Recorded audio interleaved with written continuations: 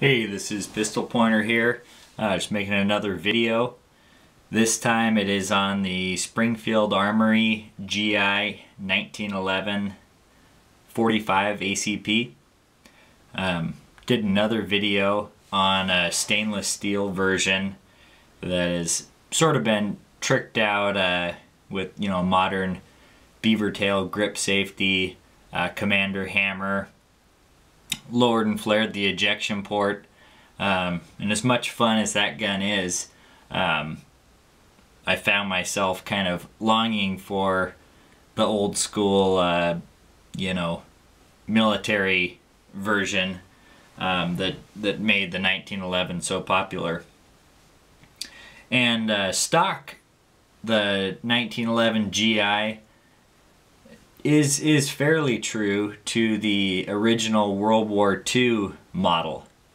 So let's look at a few of the features that separate a World War II model from the original 1911. The World War II model was the M1911A1, where the World War I and previous models, the very first one, was just the 1911.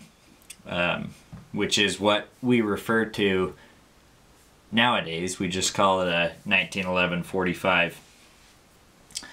So here's the gun. I'll point out a few features that have been changed that are not stock options.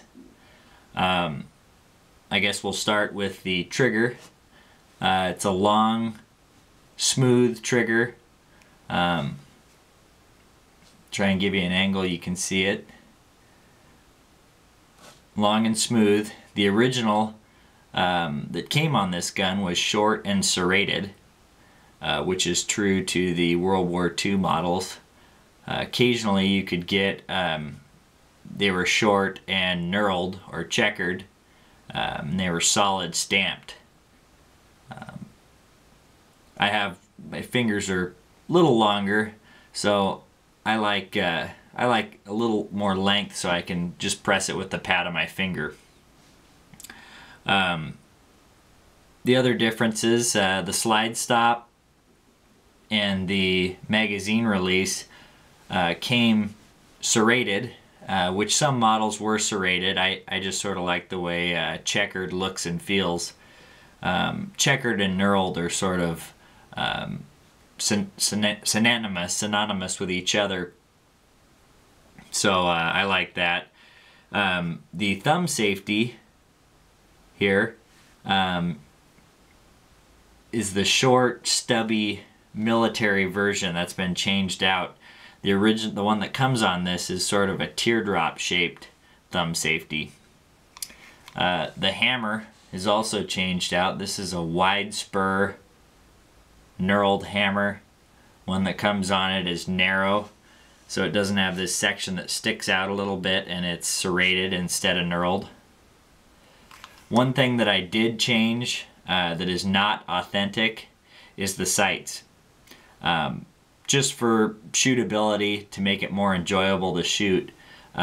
These are 10-8, I believe is what they're called, and it's a combat sight. 3-dot sights. I'm not behind the camera, so I'm just gonna move it like this so you can hopefully see them. But I like the 3-dot sights. It helps you pick it up, and these stick up a little higher than the stock ones.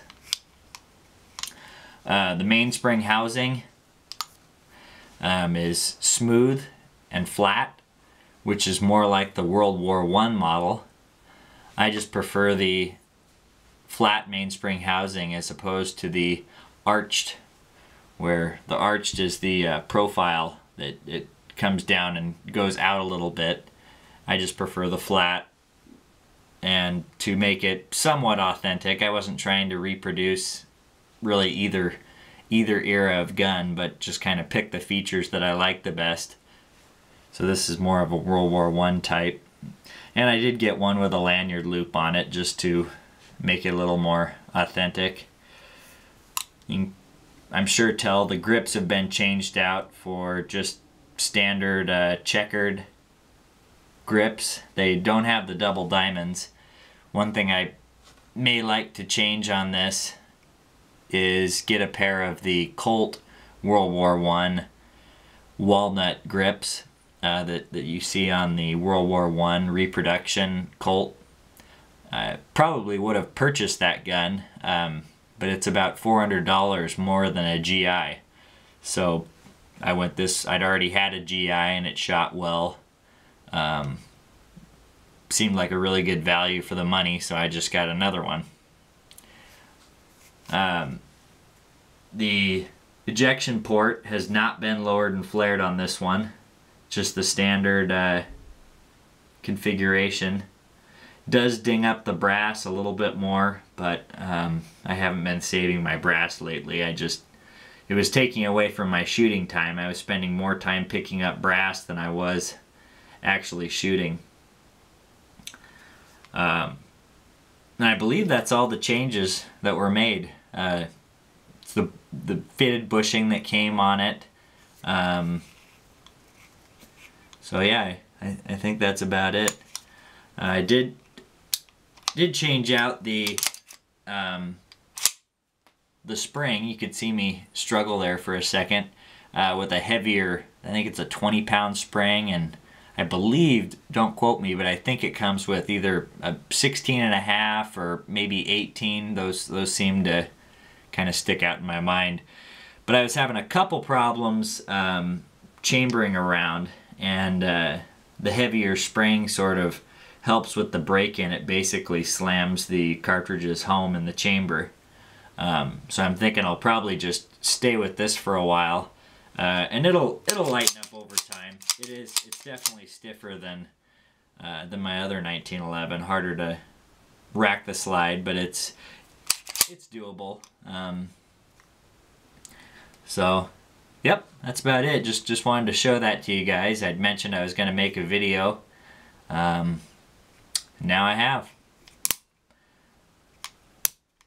Thanks for watching.